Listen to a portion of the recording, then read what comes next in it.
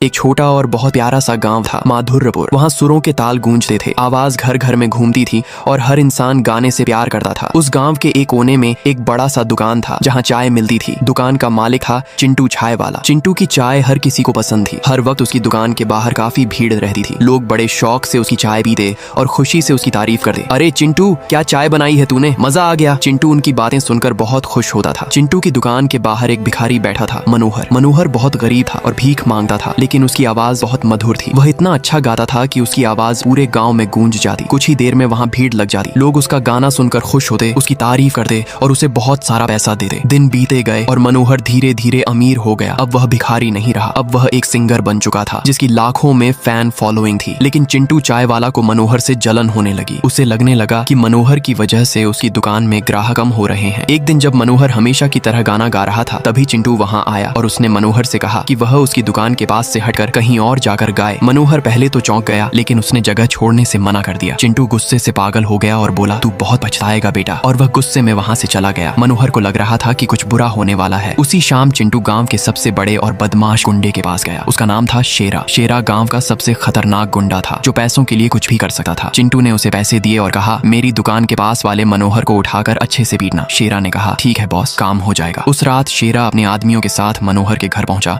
और उसे उठाकर ले गया। वे उसे एक सुनसान जगह पर ले गए और बहुत मारा। मनोहर चिल्ला रहा था, मैंने तुम्हारा क्या बिगाड़ा है, मुझे क्यों मार रहे हो? लेकिन किसी ने उसकी बात नहीं सुनी। अगली सुबह गांव में खबर फैल गई कि मनोहर गायब है। पूरा माधुर्यपुर उदास हो गया। लोग उसकी आवाज को याद करके रो रहे थे। कुछ दिन बाद पुलिस को मनोहर नदी के किनारे बहुत बुरी हालत में मिला। वह जिंदा तो था, लेकिन उसकी आवाज चली गई थी। डॉक्टर ने कहा, ज्यादा मार की वजह से उसकी आवाज हमेशा के लिए चली गई है। यह सुनकर मनोहर टूट गया। जिसकी पहचान ही उसकी आवाज थी, वह सब कुछ खो चुका था। उधर चिंटू को लगा था कि मनोहर के जाने के बाद उसकी दुकान बहुत चलेगी, लेकिन हुआ इसका उल्टा। अब दुकान में पहले से कम भीड़ लगी थी। तब चिंटू को समझ आया कि जो लोग मनोहर का गाना सुनने आते थे, वही उसकी दुकान से चाय भी पीते थे। जब उसे अपनी गलती का एहसास हुआ तो उसके हाथ कांपने लगे। उसने सोचा था कि शेरा सिर्फ डराएगा, लेकिन उसने एक बेगुनाह की जिंदगी बर्बाद कर दी। रात भर चिंटू सो नहीं पाया, उसे नींद नहीं आई। अगले दिन वह अस्पताल गया मनोहर से मिलने। मनोहर के पास जाकर उसके सामने गिरकर रो पड़ा, भाई मुझे माफ कर दे, मैंने जलन में आकर बहुत बड़ा पाप कर दिया। मनोहर बोल नहीं सकता था, लेकिन उसकी आंखों से आंसू बह रहे थे। उस दिन के बाद चिंटू ने अपनी दुकान बंद कर दी और मनोहर के इलाज में अपना सारा पैसा लगा दिया। कुछ महीनों के इलाज के बाद एक दिन मनोहर ने हल्की सी आवाज निकाली, चिंटू मेरे भाई। ये सुनते ही चिंटू रो पड़ा। उसने मनोहर से माफी मांगी और दोनों दोस्त बन गए।